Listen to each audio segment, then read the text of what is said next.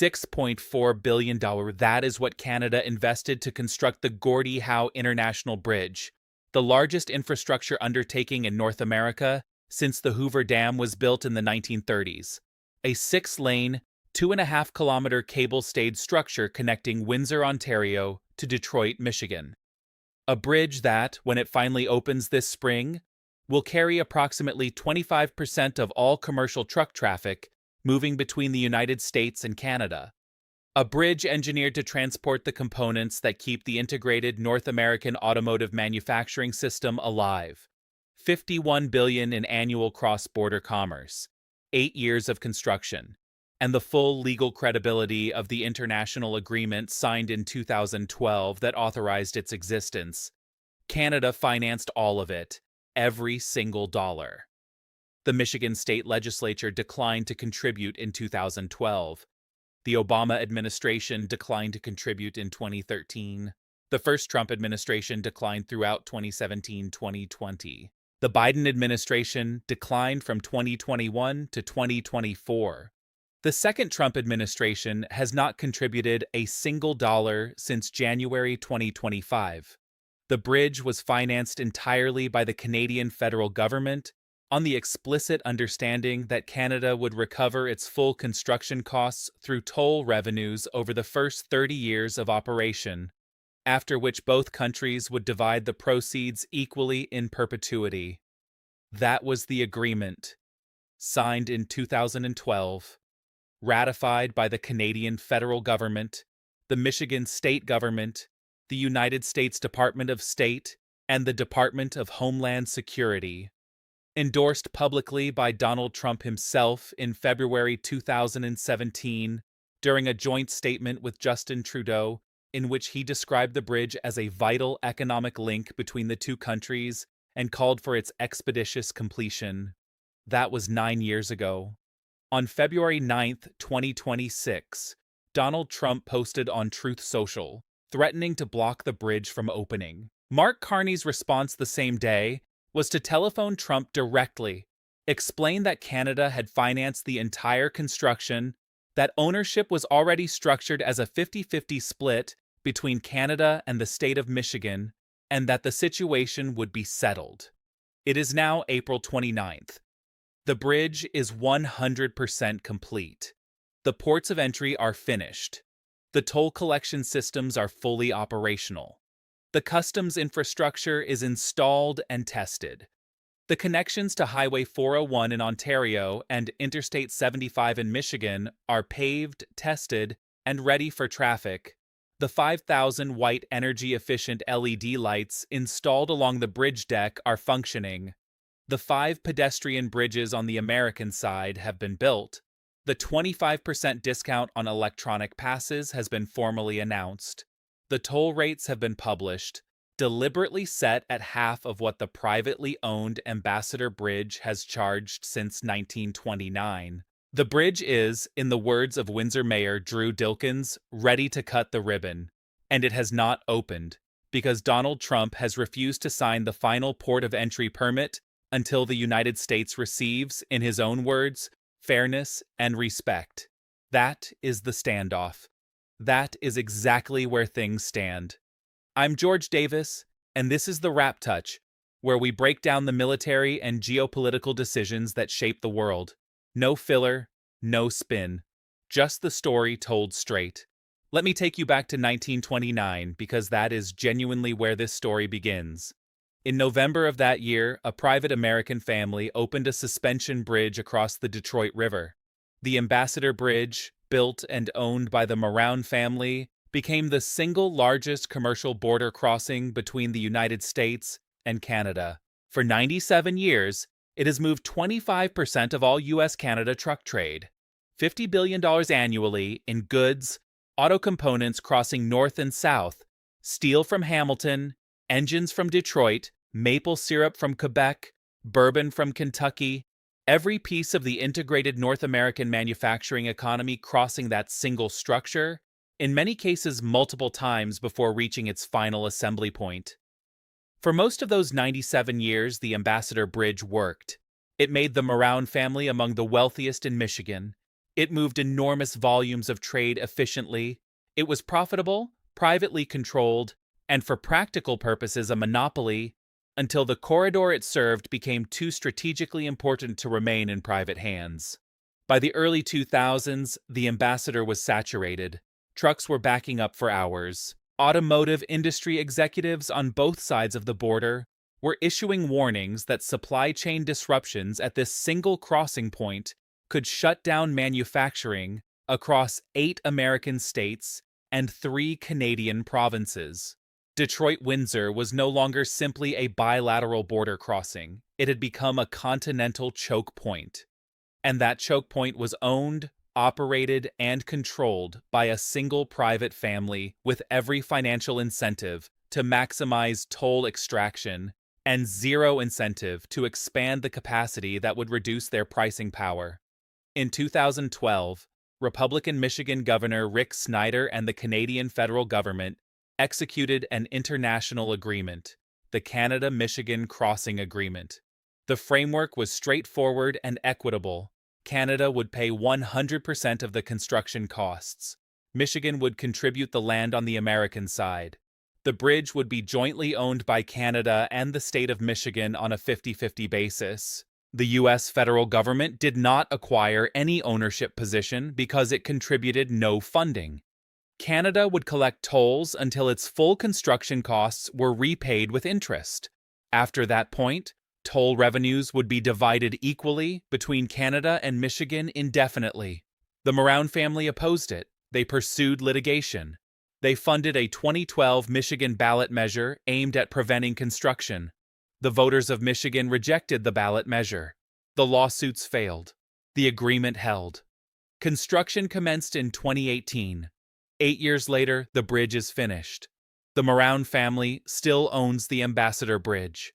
They still collect every toll dollar from every truck that crosses it. And on February 9, 2026, Matthew Moroun, son of the late patriarch Manuel Moroun, attended a meeting with United States Commerce Secretary Howard Lutnick at the Department of Commerce. According to 2 unnamed officials briefed directly on the meeting and reported by the New York Times the following day, that meeting took place within hours of Trump posting the Truth Social threat to block the Gordie Howe Bridge from opening. Hours. The Moroun family met with Lutnick. Trump threatened the bridge. The sequence is documented in real time in the public record by a Pulitzer-winning publication, citing 2 officials with first-hand knowledge. Whether the meeting caused the threat is something I cannot establish with certainty. Whether the meeting and the threat are linked by anything beyond coincidence is something I cannot prove. But the timeline is the timeline. The family that has invested 25 years and considerable financial resources fighting to prevent this bridge from being built sat down with the Commerce Secretary in a private meeting. Within hours of that meeting, concluding, the President of the United States published a public threat to block the bridge. That is the full context for everything that follows. I'll walk you through what Trump actually wrote in that Truth Social post, because the specific claims he made are important. He wrote, "With all that we have given them, we should own half of this asset." The factual difficulty with that statement is that the United States, through the state of Michigan, already owns 1/2 of this asset. The agreement establishing that ownership was ratified in 2012. Mark Carney communicated this directly to Trump in the phone call the following day.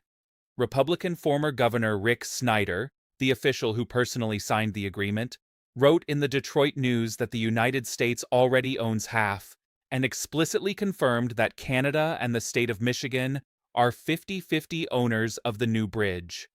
Democratic Congresswoman Debbie Dingell of Michigan said that when she first heard Trump's threat, she thought it was a joke. Michigan Governor Gretchen Whitmer's office confirmed in writing on February 10th that the bridge is jointly owned. The Windsor-Detroit Bridge Authority confirmed the same. Every single party involved in the project confirmed on the record on February 10, 2026, that ownership is already split equally. Trump's response to this documented confirmation was to clarify what he actually wanted.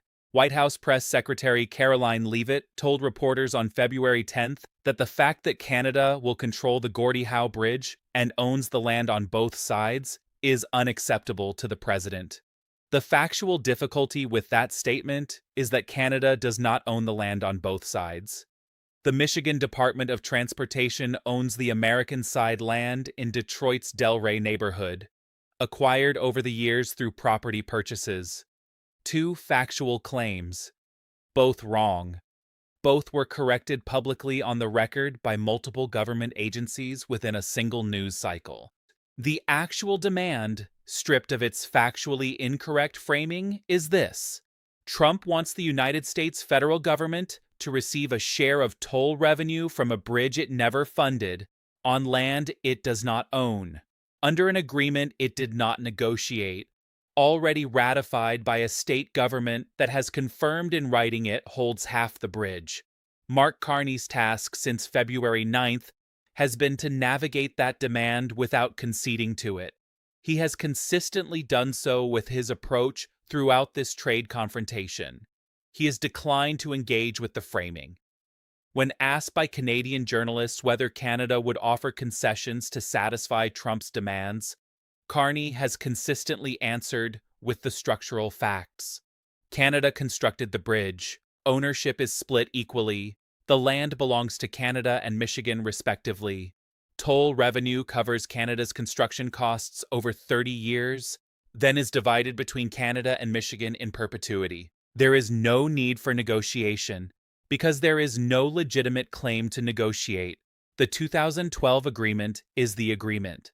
Now I would like to show you what is happening operationally while the standoff continues. The bridge sits at 100% completion. The Windsor-Detroit Bridge Authority published its toll rates in March 2026, $5.75 United States for passenger vehicles, one way, $8.75 per axle for commercial trucks. Both figures sit at approximately half of what the Moroun family's Ambassador Bridge charges. A 25% additional discount for electronic pass holders reduces passenger tolls to $4.35 and commercial rates to $6.90 per axle. For 97 years, the Ambassador Bridge charged whatever it chose because no competitor existed. Now, a competitor sits at 100% operational readiness, with toll rates half as high, government ownership, twice the lane capacity, and direct highway-to-highway connectivity that the Ambassador Bridge does not offer. The moment the Gordie Howe opens, every commercial trucking operation running the Detroit-Windsor corridor will redirect the majority of its volume to the cheaper, faster, more efficiently connected structure. The Moroun family's monopoly ends the day the Gordie Howe opens. Their toll revenue could collapse by 60% or more within the first operating year. Their entire business model, built entirely on being the exclusive commercial truck crossing in the corridor, is structurally finished. The only barrier standing between the Moroun family and that economic outcome is the federal port of entry permit that Donald Trump has refused to execute. That is what is occurring here. The federal executive authority of the United States government over international port of entry designations is being deployed to delay the operational launch of a piece of infrastructure that would otherwise open immediately. The public justification offered is that Canada must demonstrate fairness and respect. The actual operational consequence of the delay is that the Moroun family's private monopoly extends for every additional week the Gordie Howe remains closed. The University of Windsor estimated in 2024 that the Gordie Howe Bridge would save commercial truckers $2.3 billion across 30 years through reduced crossing times and lower toll costs. Senator Elissa Slotkin of Michigan warned in February that delaying or blocking the project would lead to higher costs for Michigan businesses, less secure supply chains, and ultimately higher prices for American consumers. Those words are now 6 weeks old. The bridge is still not open. The Moroun family is still collecting every dollar from every truck that crosses their bridge. Let me now walk you through what Pete Hoekstra, Trump's appointed United States ambassador to Canada, former Republican congressman, said yesterday afternoon in Lansing, Michigan. He was sitting in front of Republican Speaker Matt Hall and Democratic Governor Gretchen Whitmer at the same time. He said this will get worked out. He confirmed that discussions with the Canadian government had been regular and positive. He admitted he had no estimated opening date for the bridge. He stated that at the end of the day, the president will have to sign off on it. 80 days. That is approximately how long the bridge has been operationally complete and politically blocked. The longer it remains blocked, the longer the Moroun family's monopoly persists. The longer the monopoly persists, the longer cross-border trucking costs remain inflated above their fair level. The longer those costs remain elevated, the more manufacturing economies in Michigan, Ohio, Indiana, and Ontario absorb friction that has no legitimate justification. And the more visible that friction becomes, the harder it is for the Trump administration to sustain the public position that the delay is about fairness and respect, rather than about a single private commercial family having unusual access to executive branch decision-making. 60 days. That is roughly the window Mark Carney needs to wait because the political pressure to open the bridge compounds against the administration's position every week. Drew Dilkens, Windsor's Republican-leaning mayor, has characterized the timing of the delay as dreadful. Michigan's Republican speaker and Democratic governor met with Hoekstra yesterday because they share the same political incentive to get the bridge operational. Republican members of Congress from Michigan, Indiana, and Ohio are reading the same supply chain data that Senator Slotkin has been citing since February. The political coalition in the United States that wants the Gordie Howe Bridge opened immediately is bipartisan, geographically distributed, and grounded in documented operational economics that the Trump administration cannot publicly contradict for much longer without incurring visible political costs. Carney's strategy is to wait, to not concede, to not negotiate around a demand that every legitimate party confirmed is based on factually incorrect claims, to allow the bridge to sit at 100% completion, fully tested, fully staffed, toll rates published and discounted, until the political cost of maintaining the blockage exceeds the political cost of simply signing the permit. 60 days. That is the window between today and the spring opening date that the Bridge Authority has neither officially confirmed nor retracted. 60 days during which the Trump administration must either sign the permit or explain to Republican governors, Republican mayors, Republican members of Congress, and the entire Michigan-Ontario commercial trucking economy why a fully completed bridge that Canada paid for remains closed. This brings us to the domino sequence I have been tracking across 3 weeks. Lumber was domino 1, dairy was domino 2, Alberta separatism was the third domino, the LCBO alcohol removal was domino 4, the Canadian tourism collapse was domino 5, Lutnick's public stumble was domino 6, Greer's 5 rejected demands were domino 7. The cancellation of the Columbia River Treaty was the 8th domino. Canadian medical isotope licensing at Darlington was domino 9. Carney's rejection of the entry fee framing was domino 10. The Wab-Canoe-Manitoba LNG corridor announcement was domino 11. The Canada Strong Fund was domino 12. The Gordie Howe Bridge standoff is domino 13. Every preceding domino represented a structural Canadian advantage Washington had failed to identify or account for. The Gordie Howe is different. It is the first time Washington has deployed direct executive authority to block a completed piece of Canadian infrastructure from operating in territory whose own state and federal officials have publicly confirmed on the record that Washington's stated justifications are factually wrong. It is the first time this trade conflict has crossed from negotiation into obstruction of infrastructure that is already built, tested, and approved by every party except for one executive signature. 3 scenarios for the next 60 days. I will keep them direct. Scenario 1, probability 25%. The bridge opens by mid-June. Trump signs the permit, possibly accompanied by face-saving language about new arrangements that do not functionally alter the 2012 agreement. Carney provides a public statement that Trump can characterize as a concession, but the underlying ownership structure and revenue framework remain exactly as ratified 12 years ago. The Moroun family's Ambassador Bridge revenue collapses within 12 months of opening. The Gordie Howe becomes the dominant commercial crossing in the corridor.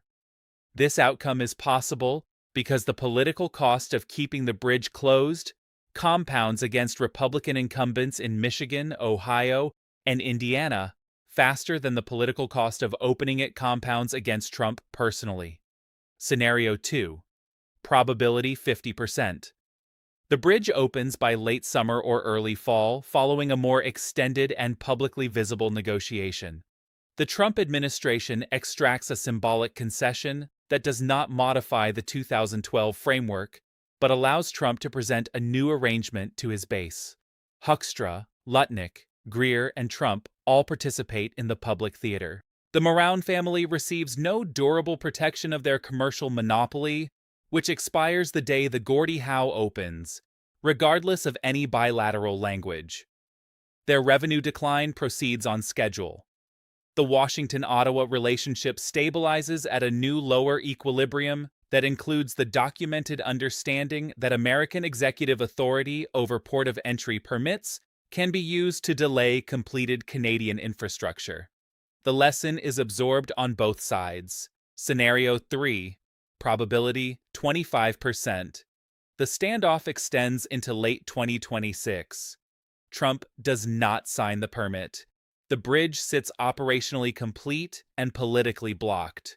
Republican members of Congress from auto-dependent states begin publicly pressuring the White House. Senator Slotkin's economic warnings become a documented commercial reality. Michigan Governor Whitmer files a federal lawsuit asserting Michigan's established ownership rights over the American side of the bridge, a filing she has clear legal standing to pursue.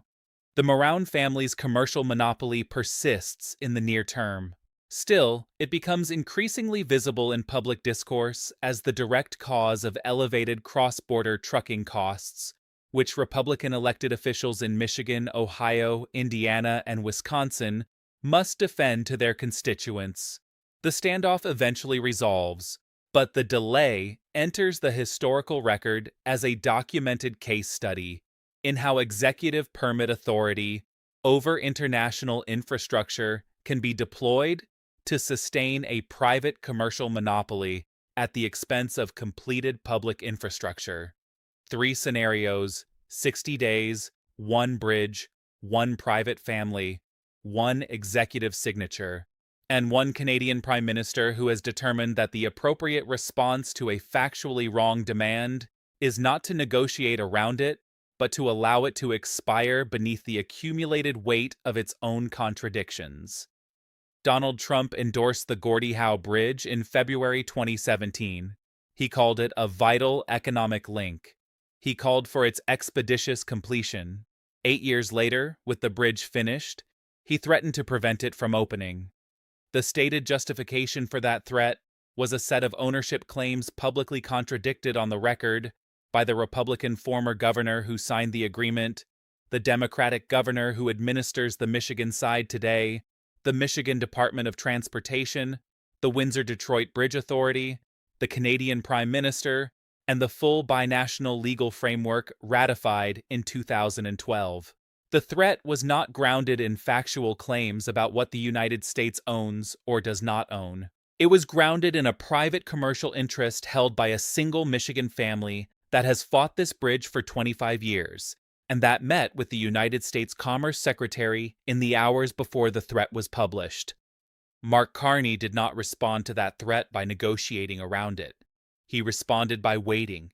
He responded by allowing the structural facts of the bridge's ownership, the structural facts of the ratified agreement, the structural facts of the bipartisan political coalition demanding the opening, and the structural facts of the economic damage being generated by the delay to negotiate on his behalf. The bridge will open. The toll rates will be half of what the Ambassador Bridge charges. The Moroun family's monopoly will end on the day it opens.